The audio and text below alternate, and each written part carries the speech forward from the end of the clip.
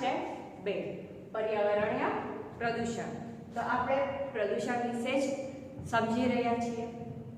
તો આપણે એટલું તો હવે સમજીએ છીએ કે પ્રદૂષણ એક જગ્યા પર રહ્યું નથી। આપણે બધા જ આવરણ ઉપર પ્રદૂષણ કરી નાખ્યું, મૃદાવરણ, જલાવરણ, કશું બાકી રાખ્યું નથી। એવામાં જ આપણે રહેવાનું છે। આપણે ગઈકાલે શું ભણ્યા થોડુંક યાદ કરી લઈએ। ગઈકાલે આપણે હવાનું પ્રદૂષણ ભણ્યા। હવાનું પ્રદૂષણ એક કારણથી તો થતું નથી। કયા કારણો છે? તો 3-4 ટોપિક લઈ લઈએ, આપણે થોડુંક યાદ કરી લઈએ। એક તો ખાસ કરીને આપણે સાધનોનો ઉપયોગ કરીએ છીએ। એક જગ્યાથી બીજી જગ્યાએ જવું હોય તો આપણે સાધનોમાં જઈએ, બસમાં જઈએ કે આપણે પોતાનું સાધન હોય એમાં જઈએ, તો એમાંથી ધુમાડા નીકળવાના છે બધા સાધનોમાંથી, તો એ ધુમાડા પણ હવામાં ભળે છે। અને બીજું કારણ છે જંગલો કપાતા ગયા છે, જેથી ભેજનું પ્રમાણ પણ ઓછું થઈ ગયું છે, વરસાદનું પ્રમાણ પણ ઓછું થઈ ગયું છે। તેથી શું થાય છે? હવામાં વાયુઓ જે છે એ વધી જાય છે અને આ બધા જ વાયુ છે, ધૂળના રજકણો છે, બધું હવામાં ભળી જાય છે, તો હવાનું પ્રદૂષણ થઈ જાય છે। અને આ જ બધા વાયુઓ છે એમાં પણ ઓક્સિજન છે, તો ઓક્સિજન આપણે શ્વાસમાં લઈએ છીએ, તો એના લીધે શું થાય છે? અનેક રોગો થાય। છાતીના, ફેફસાના, દમ, જેને તો એલર્જી હોય છે એને તો શરદી, ઉધરસ, ખાંસી જેવી અનેક બીમારી થઈ જાય છે। પછી આપણે એના ઉપાયો પણ જાણ્યા હતા કે કયા ઉપાય કરી શકીએ તો હવાનું પ્રદૂષણ ઓછું થાય। તો સરકારે જે ઉદ્યોગો હોય, કારખાના હોય, જે ધુમાડા નીકળતા હોય એના ઉપર કડક નિયંત્રણ લાવવા જોઈએ, કારણ કે એમાં તો કેમિકલ વાપરાતા હોય, તો કેમિકલવાળા ધુમાડા હોય। અને બીજું જે સાધનો છે વાહનો, ખાસ કરીને જેમાં ધુમાડા નીકળતા હોય તો પેટ્રોલ ડીઝલનો વપરાશ વિવેકપૂર્ણ કરવો જોઈએ। અને ખાસ કરીને સીએનજી, પીએનજી જેવા એનો વપરાશ વધારે કરવો જોઈએ। અને સરકારે હવે કડક કાયદા કર્યા જ છે કે પીએનજી અને ખાસ કરીને જે સાધનો છે જે ધુમાડા નીકળે છે કે નહીં, કેટલા પ્રમાણમાં નીકળે છે, કેવા નીકળે છે, એનું હવે સંશોધન કરે છે। કયા કારણોથી નીકળે છે, પ્રદૂષણ કેવી રીતે ઘટાડી શકાય એ હવે સરકાર અને પ્રજા પણ જાગૃત થઈ છે। તો આપણે હવાનું પ્રદૂષણ ગઈકાલે માહિતી મેળવી હતી, સમજ્યા હતા। આજે આપણે ટોપિક છે ભૂમિ પ્રદૂષણ। ભૂમિ પ્રદૂષણ એટલે કે જમીન પ્રદૂષણ, લેન્ડ પોલ્યુશન ઇંગ્લિશમાં એવું કહીએ। તો આજે આપણે તો પહેલા એ સમજીશું કે ભૂમિ પ્રદૂષણ એટલે શું। તો ભૂમિ એટલે કે જમીન, જમીનમાં જે પોષક તત્વો છે એની જે ગુણવત્તા છે તે ઘટી જાય છે અને એમાં અશુદ્ધિઓ ભળી જાય છે, ત્યારે જમીન પ્રદૂષણ થઈ જાય છે, એટલે એને જમીન પ્રદૂષણ કહેવાય છે। તો એક કારણ તો હોતું જ નથી। હમણાં જ મેં કીધું કે મનુષ્ય એક જગ્યા બાકી રાખી નથી, બધી જગ્યાએ પ્રદૂષણ ફેલાવ્યું છે, એના પણ એક કારણ નથી, અનેક કારણો છે। તો આજકાલ આપણને ખબર જ છે કે ગામડા તૂટતા જાય છે, શહેરોમાં આવે છે, તો શહેરોમાં આવે છે, શહેરીકરણ વધ્યું, ગામડામાંથી આવે શહેરમાં વસવા, તો એક કારણ તો હોય નહીં, કમાવા માટે, આજીવિકા માટે આવતા હોય છે। આ જે જમીનનું પ્રદૂષણ છે તે વૈશ્વિક કહી શકાય કે બધી જગ્યાએ છે કે નહીં। હવાનું પ્રદૂષણ તો અત્યારે બધાને આ પ્રોબ્લેમ તો નડે જ છે। તો હવે આપણે આ જે જમીન પ્રદૂષણ છે તે શહેરોના જે ગટરના પાણી છે જે શહેરોમાં આવીને વસે, તો શહેરોમાં પણ પાણી જે છે ગંદા પાણીનો નિકાલ ક્યાં થાય? ગટરોમાંથી નદી નાળામાં જ જવાનું, તો ખુલ્લામાં છોડી દેવાના, તો આ પાણી છે તે જમીનમાં જાય, ગંદા પાણી, તો જમીનનું પ્રદૂષણ થાય। એ જમીનમાંથી સીધે નીચે ભૂગર્ભમાં પાણી હોય તો પાણીનું પણ પ્રદૂષણ થાય, એકબીજાની સાથે સંકળાયેલી વસ્તુ કહેવાય। તો આ સમસ્યા વધી ગઈ છે જમીન પ્રદૂષણની। અને બીજું જોઈએ તો કે ઉદ્યોગોનો ઘન કચરો, ઉદ્યોગો છે તે પોતાના જે કચરા છે તે બહાર ઠાલવી દે છે, તો ઘન કચરા તો અનેક ખોખા હોય, પ્લાસ્ટિકના કહી શકાય કે રેપર હોય કે અનેક એવી પ્લાસ્ટિકની વસ્તુ હોય કે એમને એમાં છોડી દીધી હોય, તો આને લીધે પણ જમીન પ્રદૂષણ થાય છે. અને આ ઉદ્યોગોના જે ઘન કચરા છે તે હવાના લીધે એક જગ્યાએથી બીજી જગ્યાએ ઉડી જાય, તો એ જગ્યા પણ શું થાય, ગંદી થાય કે નહીં. તમે જાઓ રેલવે સ્ટેશન જાઓ કે બસ સ્ટેન્ડ જાઓ, તમે જોજો, ધ્યાન રાખજો, તમારી નજર ફેરવજો કઈ જગ્યાએ તમને ચોખ્ખી લાગે. પછી તમે સ્ટેશનથી બીજું સ્ટેશન આવે રેલવે સ્ટેશનમાં, તો ટ્રેન ચાલતી હોય, વિચાર કરજો, આજુબાજુ નજર કરજો, તમને બધી બાજુ પાણીની બોટલ, ખાવાની જે ડીશો આવે છે તે ડીશો જોવા મળશે, પ્લાસ્ટિકના આવા કપ હશે, બધી બાજુ ઉડેલા હશે. ટ્રેનમાંથી જશો તો પણ તમને દેખાશે, ઢગલા હોય. તો વિચાર કરો, જો ઉદ્યોગોના ઘન કચરા હોય, શહેરોના પણ બહાર કચરા ઢગલા પડ્યા હોય, તો આ શું થાય છે, ભૂમિ પ્રદૂષણ થાય છે. અને બીજું મેડિકલ વેસ્ટ. મેડિકલ વેસ્ટ એટલે શું? તો આપણે હોસ્પિટલમાં જઈએ છીએ તો અહીંયા શું વપરાય છે, શું હોય, રૂ હોય, પછી સિરિંજ હોય, ઇન્જેક્શન. તો આ જે હોય બધી વસ્તુ. ને બીજું કે કોઈને ઝાડા ઉલટી થઈ ગયા હોય તે બધું સાફ કર્યું હોય, પછી કોઈને લોહી નીકળ્યું હોય તો એ બધું સાફ કર્યું હોય.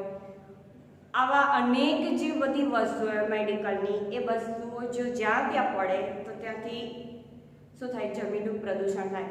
એનો મેડિકલ વેસ્ટનો જે એક એવી જગ્યા હોવી જોઈએ કે ત્યાં એને જમીનનું પ્રદૂષણ કે એનું ઇન્ફેક્શન બીજાને ના લાગે એવી વ્યવસ્થા હોવી, એનો વ્યવસ્થિત નિકાલ થવો જોઈએ. મેડિકલ વેસ્ટ અત્યારે જો હાથના મોજા હોય કે એવા નેપકિને હોય, તો એવું ક્યાં ને ક્યાં જો પડી તો શું થાય, લાગે ને ઇન્ફેક્શન. જમીનનું પ્રદૂષણ પણ થાય અને એક જગ્યાએ ઉડીને કદાચ બીજી જગ્યાએ પણ જાય, અમુક પાતળું એવું વસ્તુ હોય તો આ જે આપણે જોઈએ છે પાણી જે છે, પાણીની બોટલ હોય, પછી રેપર હોય, તો એ તો શું છે, હવે આપણે સાંભળીએ છીએ કે અમુક વસ્તુ તો ઓગળતી પણ નથી. શું થાય છે, એનું પ્રદૂષણ થાય છે. હવે આગળ જોઈએ રાસાયણિક ખાતર. રાસાયણિક ખાતર જો ખેતરોમાં વાપરવામાં આવે તો શું થાય, જમીનની ગુણવત્તા તો પણ ઘટી જાય છે, જમીનનું પ્રદૂષણ પણ વધે છે. એ જમીનમાં આ રાસાયણિક ખાતર જવાથી જમીન તો ખરાબ થાય છે, એને લીધે જે જમીનની અંદર જે પાણી રહેલું છે તે પાણીનું પણ પ્રદૂષણ થાય છે. હવે બીજું છે જંતુનાશક દવાઓ. જંતુનાશક દવાના વધારે પડતા વપરાશથી પણ જમીનનું પ્રદૂષણ થવાની શક્યતા વધી જાય છે.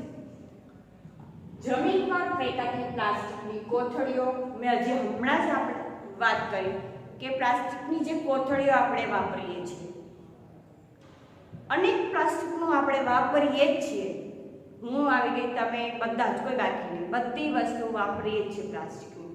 તો જમીનમાં એ ફેંકાઈ જાય પ્લાસ્ટિકની કોથળીઓ, અને કારખાનાનું જે ગંદુ પાણી છે, આ બધી જ વસ્તુ છે તે જમીનને ઉપજાઉ જે બનાવતા જે જીવાણુ હોય છે એ જીવાણુ માટે ઘાતક છે. એટલે કે જે આપણને જીવાણુ ઉપયોગી છે એ પણ મરી જાય તો એનું નુકસાન આપણને જ છે.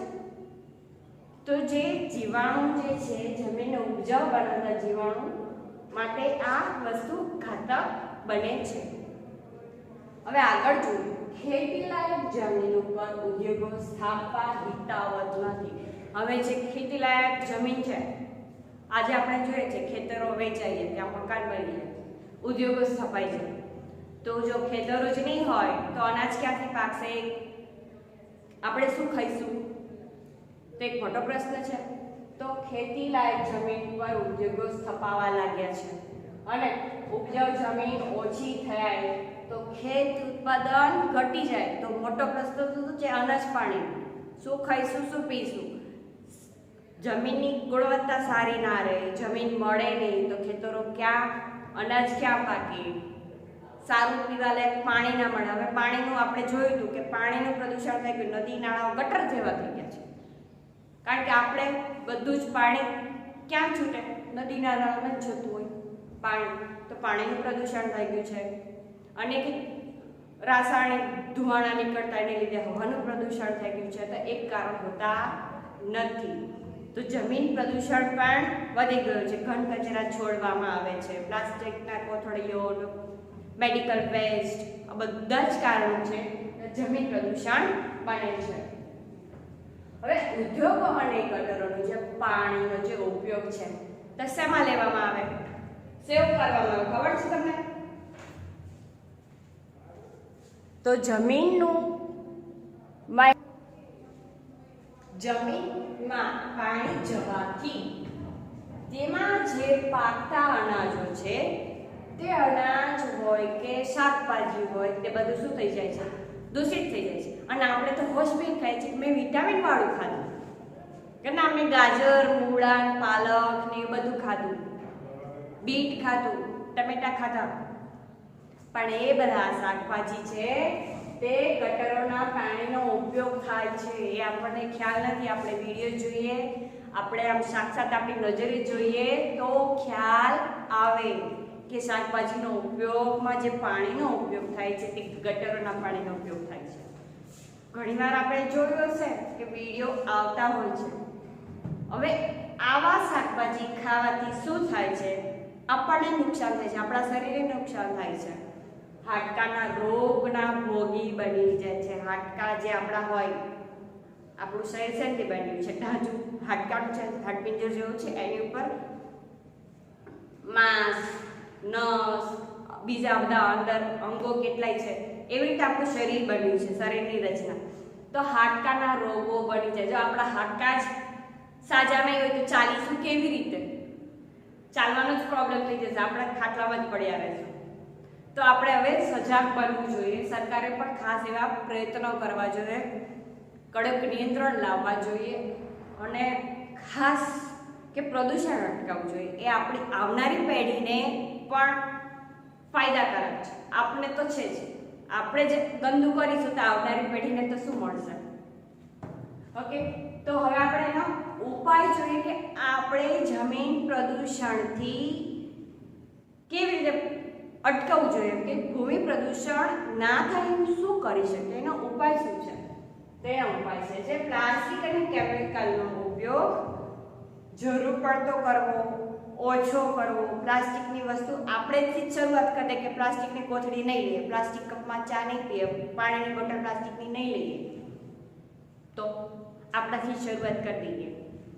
બીજું, પર્યાવરણનું જતન કરવું જોઈએ. આપણે રહીએ છીએ તે પર્યાવરણની વચ્ચે જ રહીએ છીએ. આપણી આજુબાજુ શું છે? હવા છે. વત્તા આવરણ, આજુબાજુનું આવરણ, એ આપણે પહેલા જ ભણ્યા હતા. આપણે મૃદાવરણ, જલાવરણ, વાતાવરણ આપણે પહેલા સેમેસ્ટરમાં ભણ્યા હતા. તો બધું શું છે?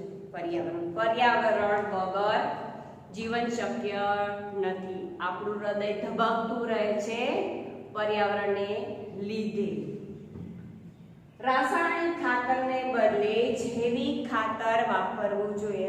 બને એટલું રાસાયણિક ખાતર ઓછું વાપરવું જોઈએ. ઘણા ખેડૂતો છે રાસાયણિક ખાતર જે વાપરતા હોય છે, તો એને બદલે શું કરવું જોઈએ? જૈવિક ખાતર, છાણિયું ખાતર, જે દેશી ખાતર છે તેનો વપરાશ વધારે પડતો કરવો જોઈએ, જેથી જમીનની ગુણવત્તા તો સારી રહે, અનાજ પણ સારું ગુણવત્તાવાળું મળે, જમીનનું પ્રદૂષણ ઘટે.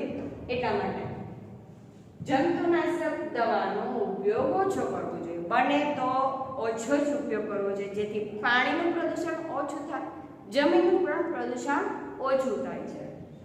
હવે આગળ જોઈએ, જે નકામા પ્લાસ્ટિક અને ઘન કચરાને રિસાયકલ કરીને તેનો નાશ કરવો જોઈએ, કારણ કે પછી ફરી ઉપયોગમાં આવે તેવી વ્યવસ્થા કરવી જોઈએ, જેથી આપણે જમીનનું પ્રદૂષણ થતું અટકાવી શકીએ. આપણાથી જેટલું બને એટલું પ્રદૂષણ અટકાવવાનો પ્રયત્ન કરવા જોઈએ. સરકારે પણ પ્રયત્ન કરવા જોઈએ. અત્યારે હવે પ્રજા જાગૃત થઈ છે કે આપણી આજુબાજુનું વાતાવરણ ગંદુ હશે તો આપણા શરીરને નુકસાન થવાનું છે. આગળ જોઈએ, ટપક સિંચાઈ પદ્ધતિનો ઉપયોગ કરવો જોઈએ. એનાથી શું થશે? પાણીનું પ્રદૂષણ તો અટકશે, પણ જમીનને પણ ફાયદો થશે, જમીનનું પ્રદૂષણ પણ અટકશે, જે જળ પણ બચાવે છે. ટપક સિંચાઈ પદ્ધતિ છે તે જળ પણ બચાવે છે. તો અહીં આ ટોપિક હતો ભૂમિ પ્રદૂષણ. હવે આગળનો ટોપિક લઈશું ધ્વનિ પ્રદૂષણ.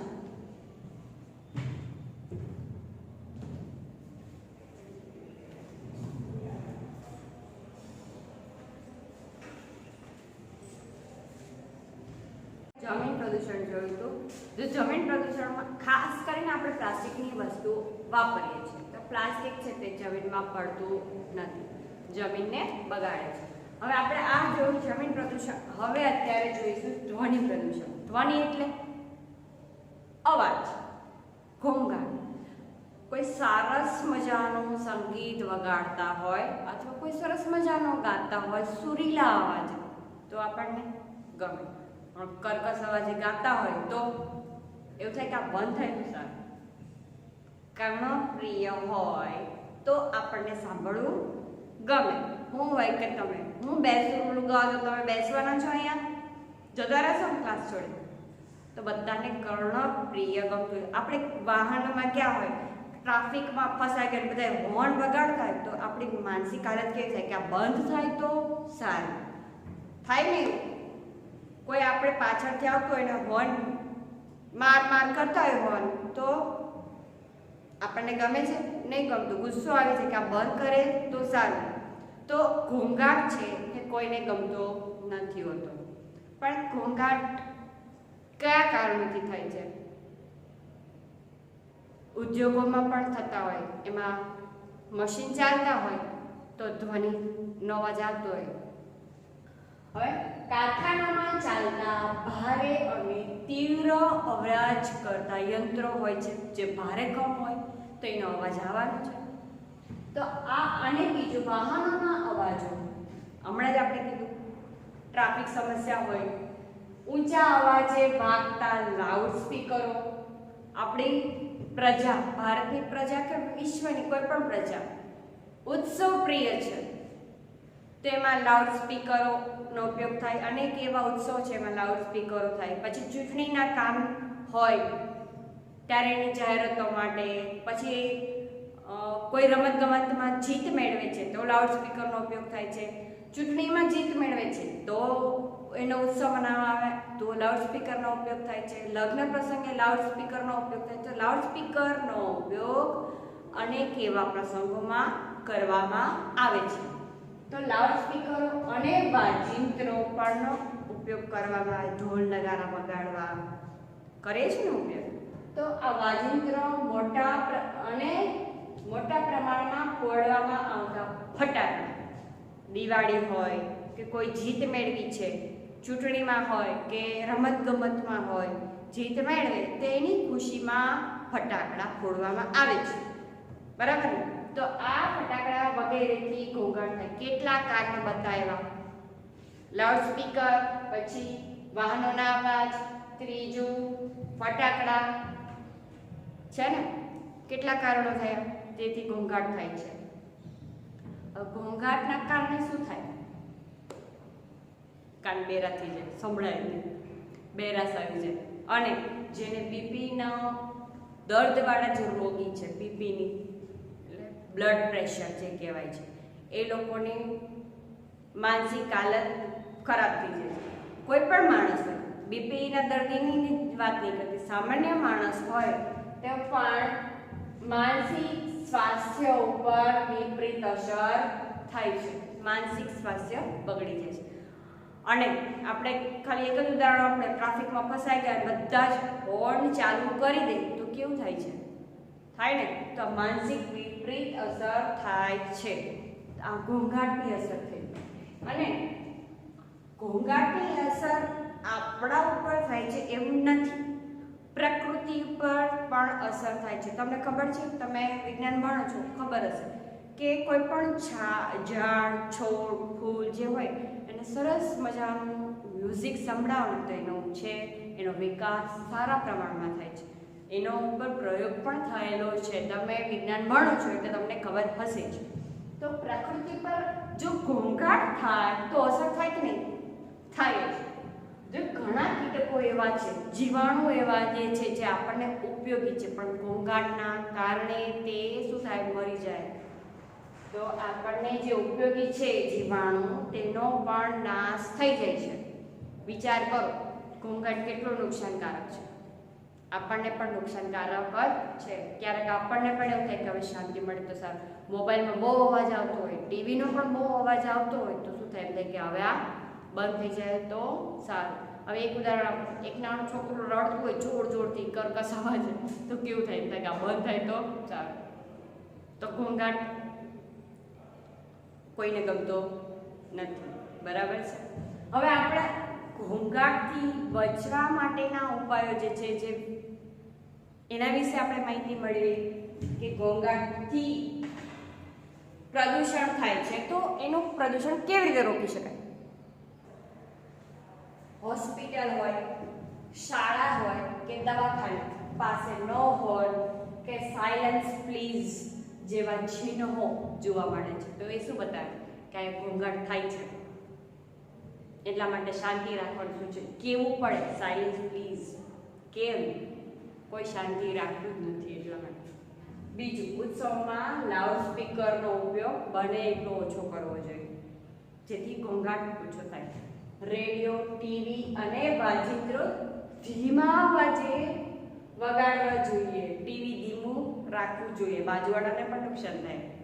બાજુવાળાને ના બી ગમે, પડોશીઓને થાય ને એવું. આપણને ગમતું હોય, બાજુવાળાને ના ગમતું, પણ આપણે બધાનો વિચાર કરવો જોઈએ. આપણે એકલો વિચાર કરવો જોઈએ નહીં. ફટાકડા ન ફોડવા જોઈએ, જેથી પ્રદૂષણ પણ ઓછું થાય. જે ધુમાડા છે એ બધા હવામાં ભળવાના છે, તો હવાનું પ્રદૂષણ પણ ઓછું થશે અને ધ્વનિ પ્રદૂષણ પણ ઓછું થશે. વાહનોની યોગ્ય સમયે સર્વિસ કરાવવી જોઈએ. વાહનોમાં ઘણીવાર અવાજ આવતા હોય છે. આપણી સોસાયટીની ત્યાંથી વળે તો ખબર પડે કે આ માણસ અહીં વળ્યો, એટલો અવાજ આવતો હોય, તો સર્વિસ બરાબર કરાવવી જોઈએ, જેથી અવાજ ઓછો આવે.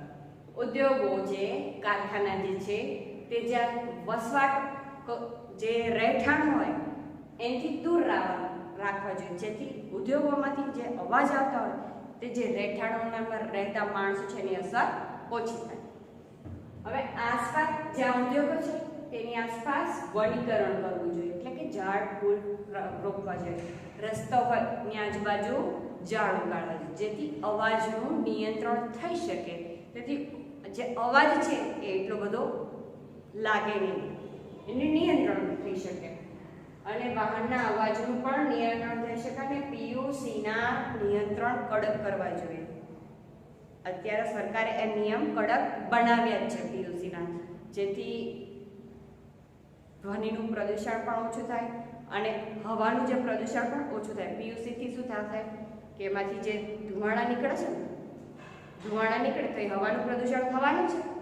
તો અને બીજું શું થાય, પીયુસીના કડક નિયમ કરે તો ધ્વનિનું પ્રદૂષણ પણ ઓછું થશે. તેથી કડક નિયંત્રણ કરવા જોઈએ સરકારે. વસ્તી ગીચતા પર નિયંત્રણ રાખવું જોઈએ. વસ્તી ખૂબ હોય અને ઘોંઘાટ ખૂબ હોય તો શું થાય? વસ્તી નિયંત્રણ પણ રાખવું જોઈએ, જે ઘોંઘાટની અસર ના લાગે. અને જે ટ્રાફિકની સમસ્યા હોય કે જ્યાં બહુ અવાજ, તો વન વે સાઈડનો ઉપયોગ કરવો જોઈએ, જેથી ટ્રાફિકની સમસ્યા અને ઘોંઘાટની સમસ્યા નિવારણ કરી શકાય. તો આપણે અહીં જોયું ઘોંઘાટ કયા કારણોથી થાય છે, તેનો ઉપાય શું છે. હવે આપણે ગાંધીજીએ કહ્યું છે કે જળ, જમીન અને જંગલ એ સામુદાયિક સ્ત્રોત છે. તેને વેપારી વસ્તુ બનાવવી એ નૈતિક ગુનો બને છે. તેથી આ બધી જ વસ્તુ છે, જંગલો છે તે કોઈ એક માલિકનું નથી, બધાનું છે. તો બધાએ તેને શું કરવું જોઈએ? વેપારી વસ્તુ બનાવવી જોઈએ નહીં. હવે એક પાણીની બોટલ છે, મિનરલ વોટર છે, તો એ એક મિનરલ વોટર ખરીદતી વખતે આપણે પાણીની કટોકટીને ધ્યાનમાં રાખ્યું કે આ કેવી હશે, તે પાણીની બોટલ ખરીદવી પડે છે. તો પાણીનું પણ પ્રદૂષણ થયું છે તો બચાવવું જોઈએ. જમીનનું પ્રદૂષણ બચાવવું જોઈએ. એ આપણી એકની સમસ્યા નથી, બધાની સમસ્યા છે. મને પ્રદૂષણ નડતું હોય તો તમને પણ નડતું હોય, તો જવાબદારી એકની નથી, બધાની છે જવાબદારી કે આપણા પર્યાવરણને કેવી રીતે બચાવવું અને આપણું તંદુરસ્ત કેવી રીતે રાખવું, આપણા પર્યાવરણને પણ સ્વચ્છ કેવી રીતે બનાવવું, એ બધાની જવાબદારી બને છે. તો અહીં આપણે પ્રદૂષણ વિશે માહિતી મેળવી. તો અહીં આ પાઠ પૂરો થાય છે. Okay, thank you.